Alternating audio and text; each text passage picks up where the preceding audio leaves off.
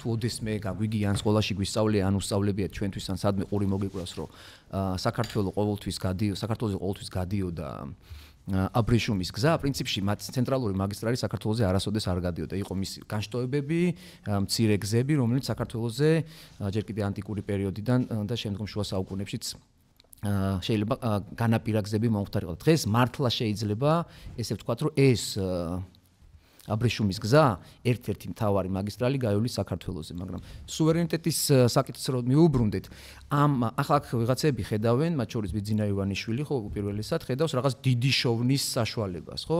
უხეშად რო ვთქვათ, ეხა ეს დერეფანი ხო არის ესეთი რა, ორპირი ქარია, მაგრამ თან არის ეს ორპირი ქარი წერს რა დიდ ფულს, ან უნდა დაწეროს მომავალში. შესაბამისად რაღაც რეპეტიციები, უბრალოდ ხო, რაღაც ჰორიზონტი, რომელიც დაუსახეს ამ ქვეყანას და უნივერსიტეტიდან, სკოლიდან, ნებისმიერ სივრცეში, სადაც შეიძლება საუბარი ყოფილიყო ზოგადად საქართველოს განვითარებაზე, საუბრობდნენ იმაზე, რომ საქართველოს მომავალი არის ევროატლანტიკური ან ევროპასთან დაახლოება. პრინციპში ობიექტურად რო ვთქვათ, ხო, რაღაც ბოლო წლებში ევროპასთან დაახლოების მექანიზმები, პაკეტები, როგორც ამბობენ ხოლმე, ხო? პრინციპში ხო, უვიზო მიმოსვლა, კანდიდატის სტატუსი და ასეთი საკითხები ამ ხელისუფლების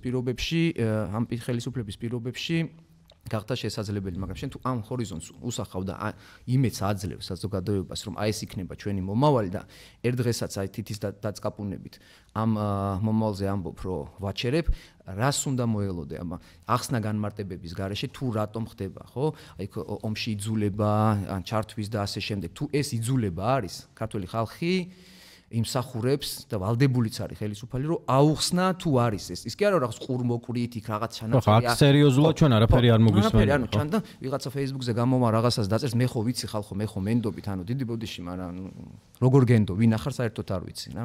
ამიტომ ეს ხალხი და ეს ქვეყანა იმსახურებს იმას, რომ თუ რამე საშიშროება რეალური დგას, ხო? აი ამ ტიპის კეთილი ინებოს, ვისაც ეს ხელი წიფება, ან ვის ხელშიც არის ბერკეტები, უნდა აუხსნას, ხო? შესაბამისად წინააღმდეგობა, ხო ეს რაღაც კოლექტიურ ნაცებად გამოცხადება.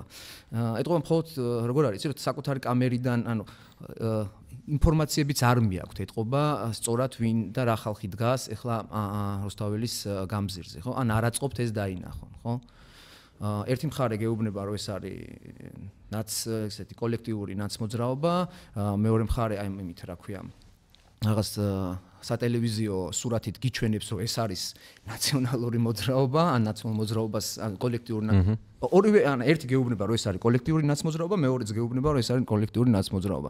თუ დაკვირები ხართ პოლიტიკური ლიდერები ერთ-ერთ ტელევიზიაზე, რა, ტელევიზიის ეთერში ზუსტად ერთი და იგივე დროს ჩდებიან ეთერში, კორდონის წინაშე რაღაც ამაყის სახით ხუმრობდით ხოლმე, რომ გიორგი ვაშაძე მიდის ნიკაპს აწევს და ნაპოლეონივით დადგება და 12-ში ამ კორდონიდან და 4 დღე ზუსტად ერთი და იგივე დროს მეორდებოდა ეს. გინდა ადგილზე ხარ და უყურებ და ხედავ, რომ ზუსტად საათს დახედავ იქ მიდის, ტელევიზორიდან უყურებ ზუსტად პლუს-მინუს 5 წუთი.